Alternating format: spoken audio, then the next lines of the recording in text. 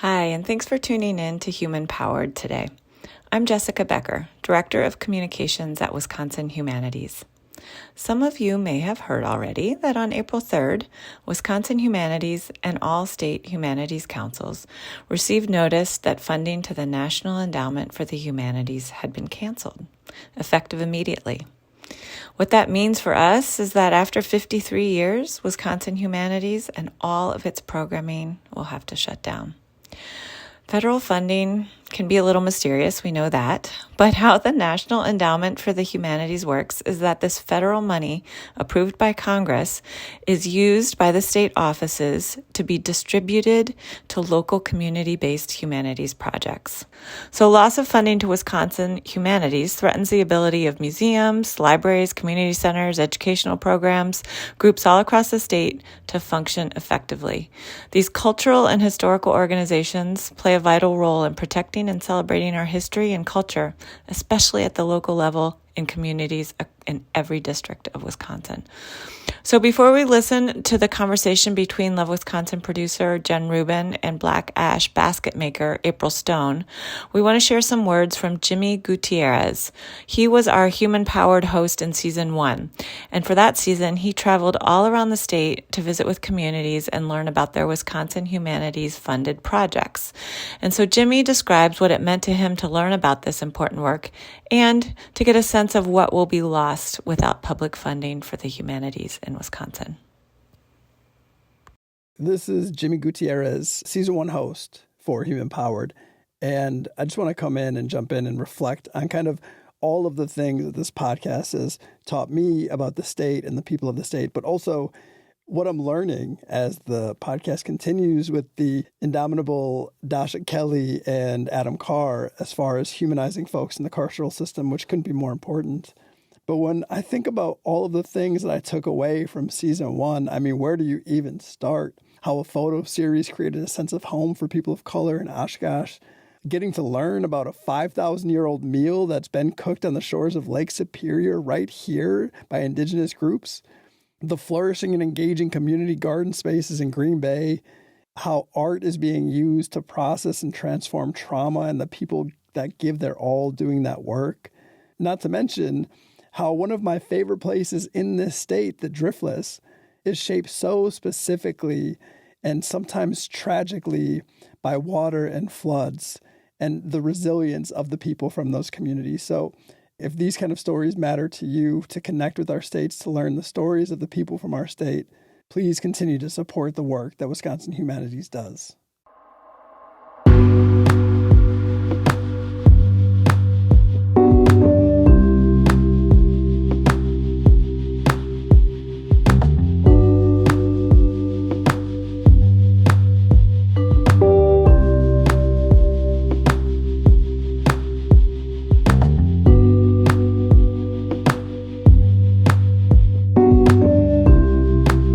I'm Jen Rubin. I'm the executive producer of Love Wisconsin, and this is our 2025 is our 10-year anniversary, and so we chose 10 of our most popular stories from the last 10 years. We're featuring one a month. This month is April Stone, and she and I are going to have a conversation. So, April, thank you for getting on Zoom to talk with me. I'm going to maybe let you describe yourself. You'll probably do a better job than I will. Well, my name is April Stone, and I'm a Black Ash basket maker in northern Wisconsin. I'm also a mother of 4, and I have my own business here, Stonehouse Weavers. And I'm currently Zooming in with you from my studio in Ashland, Wisconsin, in an old Beezer school. It's an old schoolhouse that's about 130 years old, and I have one of the studio spaces in here where I'm able to make my baskets and work with other people in the community, working on projects. And I've been working with Black Ash for about 26 years exclusively, and I work with other natural materials as well. And thank you for having me. Great, thank you. And so it's an old Beezer school, you said, like Beezer? Sorry, it's the old Beezer School. So in our little small town of Ashland, Wisconsin, we have 3 old schoolhouses. One of them is called the Ellis School, one of them is called the Wilmarth School, and the other one is called the Beezer School, Beaser. And depending upon where the children lived in the town or outside of the town, pretty much depicted which school they would attend. So I attended the school on the East End, Ellis School, and there is a school located kind of halfway across the city, and then another school located on the west end of town. That's the school that I'm in. And it's a school that's over 130 years old, but it's been vacant since the consolidation of the elementary schools way back when. So now it's an old schoolhouse that's being used to house mostly artists, I would have to say. And so I'm on the top floor, looking out my windows at all the snow out in the neighborhood. That's a cool use of the school. I imagine so where I live in the east side of Madison, my kids went to a very old school building as well. And I feel like those buildings, those old schools buildings are just constructed really well. They're just cool spaces. So glad the artists are in there. That sounds great. Yeah, it's a really cool vibe here because there are 8 studios.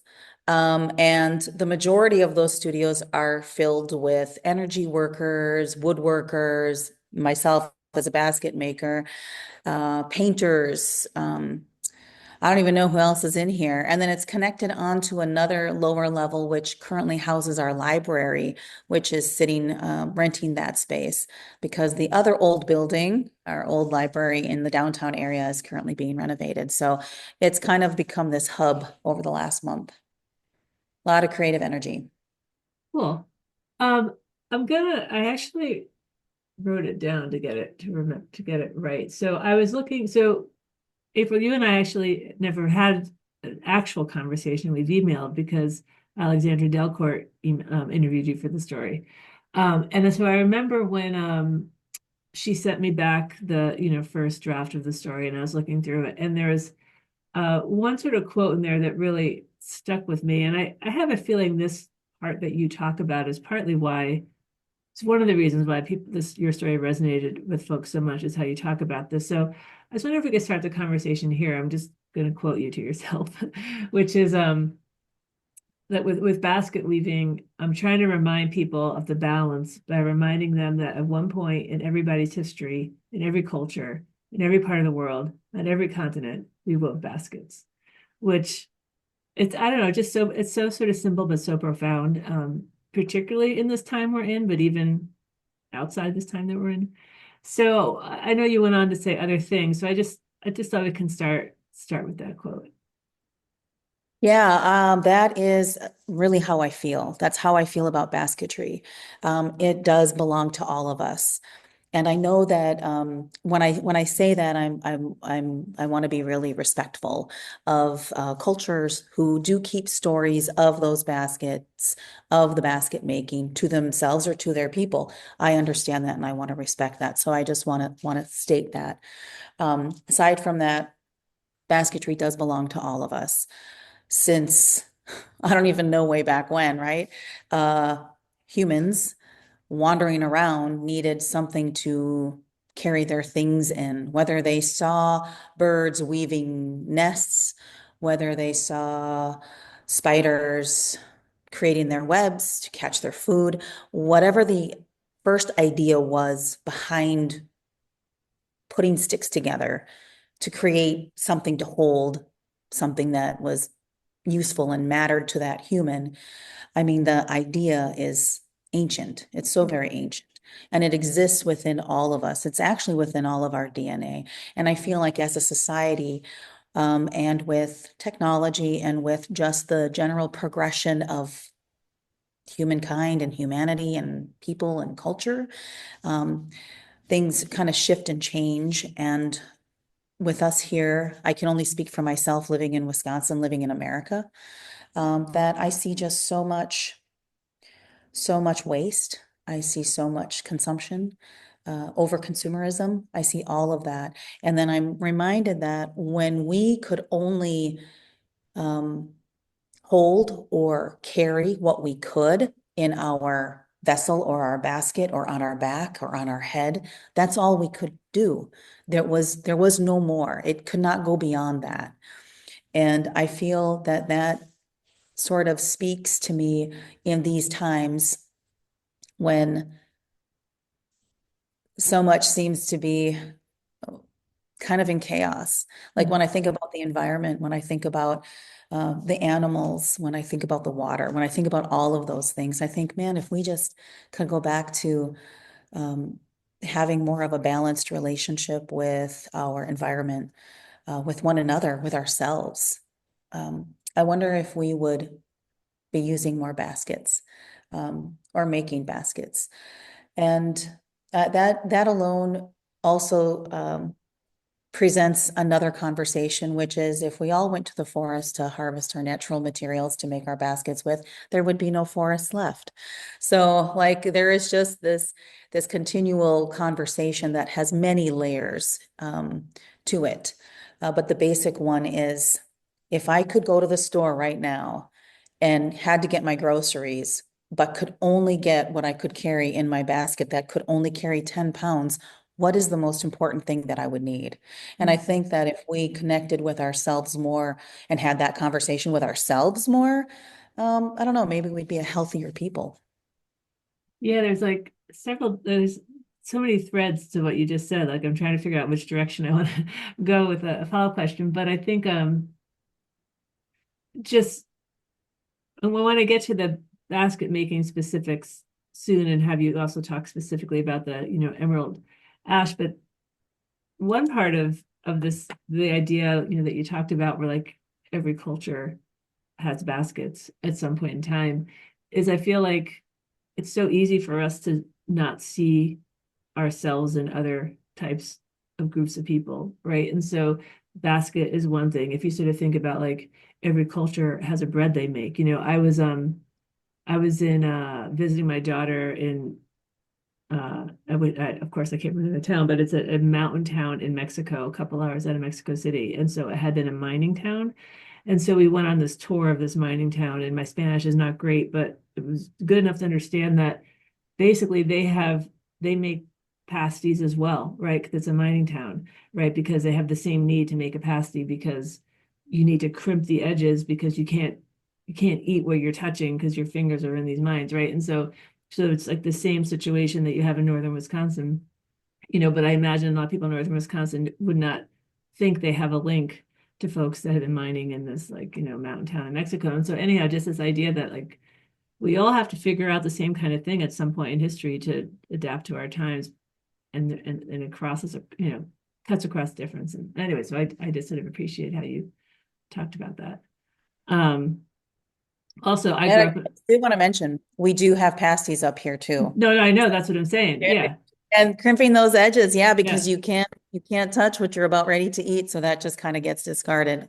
Yep, No, so that yeah, true. because I had only had it in northern Wisconsin, and then I was like, wait a minute, this is basically a pasty with slightly more seasoning, So anyway, so your basket makes me think about that. Um, could you talk a little bit? Well, actually, maybe I should just mention how we ended up featuring you. So it was Wisconsin Academy of Science, Arts and Letters, right? They were doing a Wisconsin climate story series. And so we Yes. collaborated, and so they recommended we interview you and some other folks. And so part of how you talk about your story is in relation to the changing weather. And so I really like how you sort of described that sort of through the lens of the black ash tree. So I was wondering if you could share that with folks listening. Well, I think when I was talking about that, about the changing weather, it was in relation to just the emerald ash borer and the emerald ash borer's ability to withstand climate temperatures that are a little bit warmer.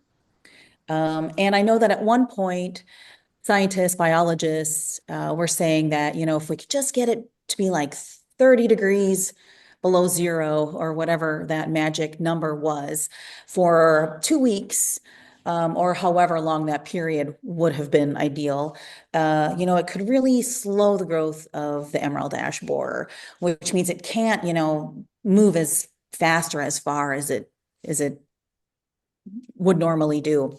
But with the changing temperatures, what that's creating is really just milder weather, milder seasons, so that the boar can kind of have longer feeding times and then come out of hibernation a little bit sooner, perhaps, and then and then extend its geographic location a little bit further because it doesn't have any colder weather to kind of keep it in an area, if that makes any sense. So I just noticed that with the changing of the climate, that the boar is able to consume more of its food source, which are the true ash trees, and go further each year. So that's been something. I used to tell myself that I would go up to Canada to harvest trees, but now, the borer is in parts of Canada. So it's like, well, and it's in other places as well, that I wouldn't have thought that it would have made it. Like when I was looking at a map of Wisconsin and I saw that the very bottom half of the state was quarantined or for sure had detected levels of EAB. Northern Wisconsin was pretty free and clear, except for Douglas County over by Superior, Wisconsin. Wasn't. There it was. And that, I believe, was as a result of firewood being moved to a Menards location to be sold to the general public. I have no data to sort of support that, but it's just my thought based on, an advertisement that I saw or commercial that I saw on TV way back when they mentioned that if you bought this wood from Menards in Superior, please bring it back. And then them talking about EAB. So how things get moved by people, but then also now it's over there. So now it has a better start to head into northern Minnesota. Because it's further away from its detected levels down in the bottom half of the state of Wisconsin. So, I mean, climate is definitely a factor. Changing weather is definitely a factor. And I mentioned this also with not just with basketry or emerald ash borer and the black ash trees, but also with other food sources that are sort of harvested from the landscape and needing the sun and dry weather in order to dry that food, that material, whatever it is that is being harvested. For example, sumac berries. I'll go out and harvest sumac berries and I'll leave them outside on a sheet on the ground and I let the sun just kind of dry them.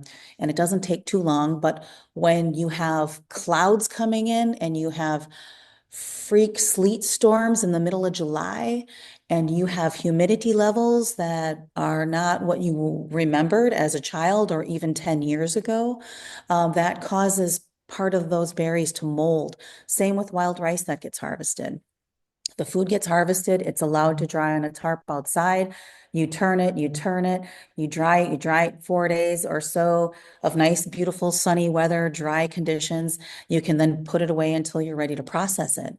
But when you have, again, clouds coming in, rain events coming in the middle of the day, not too clear skies, and the humidity levels that, again, I haven't seen, it's just been changing in the last 10, 15 years. It starts to make that rice mold.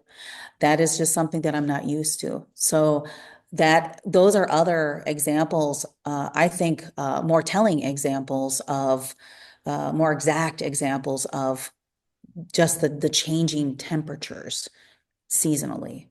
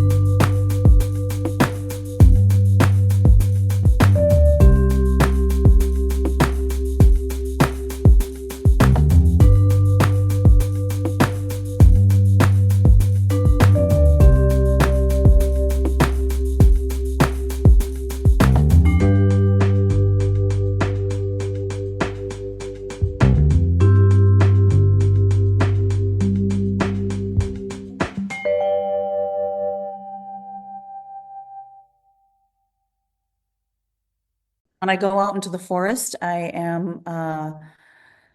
am very grateful and thankful for being able to be out there and to be able to be in those walking around in those forests, those different forest types, and in the swamps where the ash trees grow, the black ash grows, and in showing my appreciation and in giving thanks. We always put our tobacco down. We always say a prayer. We're very grateful for the lessons that the work we're about to do brings to us.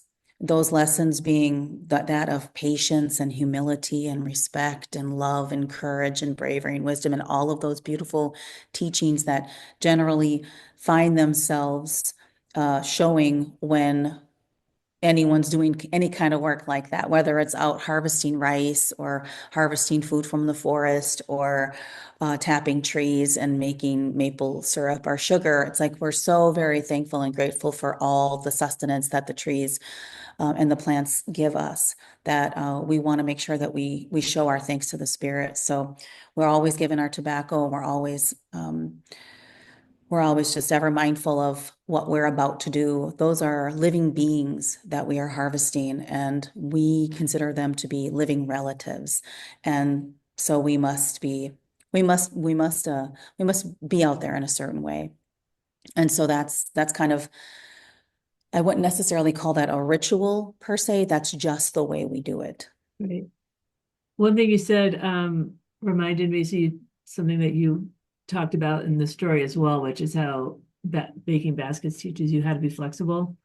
And it reminded me, so this podcast I mentioned, our second season, we looked at humanities inside Wisconsin prisons. I do storytelling workshops inside several state prisons. And so in one of the episodes, this man, James Price, he had been in, I think, Stanley Correctional, and he was in Stanley Correctional, and several of the people he was in Stanley Correctional with were sort of older Native American men, and they did a lot of beating, and he loved their beating, and he wanted to buy one of their bracelets to give to his daughter, and they're like, "We're not going to sell it to you. We're going to teach you how to do it." He's like, "I can't learn how to do this," and they're like, "We're going to teach you, like, this will help you." And so the way James talks about it, he said that he says, like, what it taught him is like everything I do is like one bead at a time from a needle. So if a bead requires 50,000, if a product requires like 50,000 beads, it's like one bead at a time. And like that taught him patience. And then he said the other thing that really like stuck with me is he said that they taught him how to add a mistake bead into it, because they're like, no one's perfect but the creator, so you need a mistake bead. And so anyway, so he talked a lot about how learning how to bead really kind of changed like how he operated as a human. So when I read your story, it just kind of reminded me about that and just how profound it can be to learn, well, how to do anything, but certainly these traditional skills. Yeah, it's such a beautiful thing. When I first started making baskets, it really was all about the finished basket. Like I was just like, okay, I got this material, it's all prepped. We're going to hand it off to these participants who are here, who've signed up for this class. They're going to cut everything, they're going to lay it out, they're going to make their basket, and hopefully by 5 o'clock it's going to be done, and they're Right. going to be on the way home and time for dinner. That's how it was in the beginning. But then after a while, those lessons started surfacing, and I was just like, there's a lot more to this than they realized and that I realized. Right. I already realized the value of it and the importance of it and how it moved me and why I got into it. But not everybody else. So I wasn't sure what everybody else was going to think about it. And of course, it's personal. It's a personal thing. It's a personal journey. It's a personal experience. So after a few years, these other stories started to come out from the people who were making these baskets about how it made them feel. And then they started sharing these stories with me and how it really helped change them. And I thought, wow, there is something more to making this basket than I realized. And that also goes along the lines of, oh, I forgot what I was going to say there, but it'll come back to me. Anyway, Yeah. maybe it'll come back to That's I gotta say, I'm over 55 and I've noticed a remarkable like it's like it leaves your mind fully, just fully. And then yeah, then it comes back fully at some Oh point. yeah. I remember what it There you go. was. There you go. I thought if I gave you enough time, it would come back. So, So when I think about making these baskets, I think about the fact that it is a handcraft, mhm, right? And when I think about all of the stories and things that have been shared with me and told to me, like by my father or by grandparents or by relatives about upbringing, about BIA relocation, about being at the mission school, about whatever kind of poverty that people were growing up in or inequality that existed. Um, I think about what I hear most about is about language, ceremony, culture. That's what I hear most about. What I don't hear in that sentence is about craft, right, handcraft. right, Now, maybe the handcraft part is attached to the culture part, but when I look around me, the culture, I don't see a lot of craft.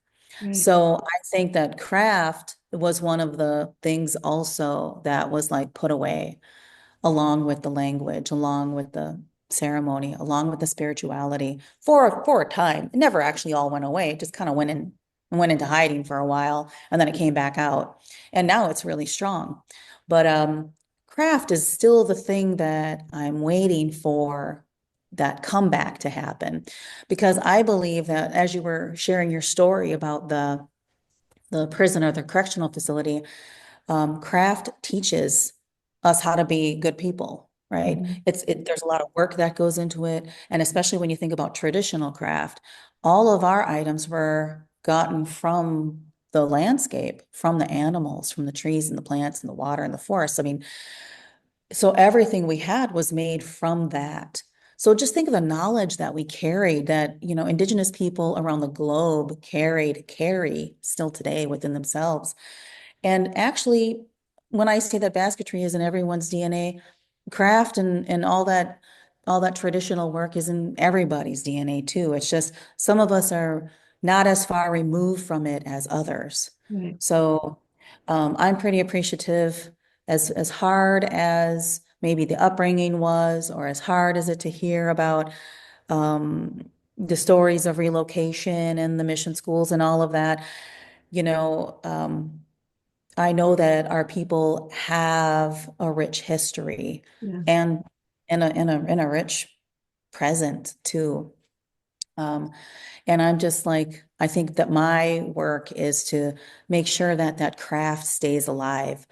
And that, so baskets are definitely a part of it, but it's not just baskets. It's also working with other material too, like cedar and basswood and cattail and bulrush and all these other plants that are saying, okay, they all have spirits too. They're all like, we're here for you. And as long as you can be in balance and moderation, we're here for you. So use us. Um, I mean, I think the baskets is just for me being able to understand all of those teachings and being able to go into a space and provide this material and just kind of talk about it and share that experience with other humans from every culture, from every background, of every age, um, is just really the beginning. yeah. Well, and I really, I enjoy hearing how you talk about basketry and its connection to culture and the land. And I think, you know, how amazing for you to have like worked hard to get really great at this skill that both is just beautiful, like those baskets are beautiful, but also you're able to be a culture bearer. So I guess I just really, I hope if you're listening to this podcast, you'll check out April's story on the Love Wisconsin website. It's just a great story. There's a video. Is it a PBS video of you? There's some public television that there's a nice video of you doing your work that just it's cool to watch. So it's on there. So check it out. And I think you have a new website. Is that right? I Or do. I have a new website and hopefully it should be going live next week or great, within the next couple of weeks, but hopefully the beginning of April.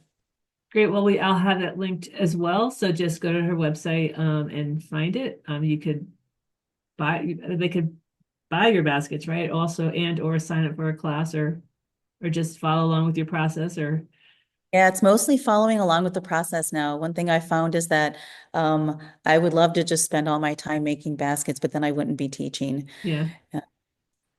Yeah. But yeah, sometimes people are able to get a basket from me, and um, I'm not sure what that will look like on the website when it finally does open, because it's not like it's a store. It's not Right. like you could go on and click on this basket and buy, because that's not how it works. Right. Uh, but yeah, following along with the story at stoneHouseWeavers.com. Um, and just there's a lot of pictures. You can really see through all of the pictures, just the variety of work and the different the different interactions and the smiles on people's faces. It really is about that. It's really about empowering people. And you know, if I may say, kind of switching the vibration. Well, we could all certainly use the vibration switch right now. So that sounds great. So thanks again for coming and talking to me and for letting Love Wisconsin share your story. My pleasure. Thank you so much for inviting me in, Miigwech. Thanks so much for listening to Human Powered from Wisconsin Humanities. As you heard at the top of the podcast, the Trump administration is defunding the National Endowment for the Humanities, which will defund us here at Wisconsin Humanities.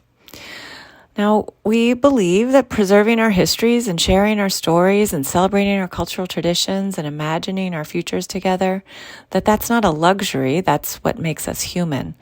So we want to end this episode by resharing a conversation that Love Wisconsin producer Jen Rubin had with Scott Schultz in the last episode.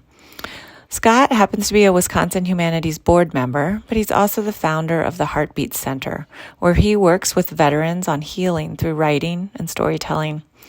Scott describes his storytelling work with veterans in a way that we think exemplifies the power of this humanities work with real people in real Wisconsin communities. And as a reminder, when you're done listening, if you want to learn more and take action, visit wisconsinhumanities.org.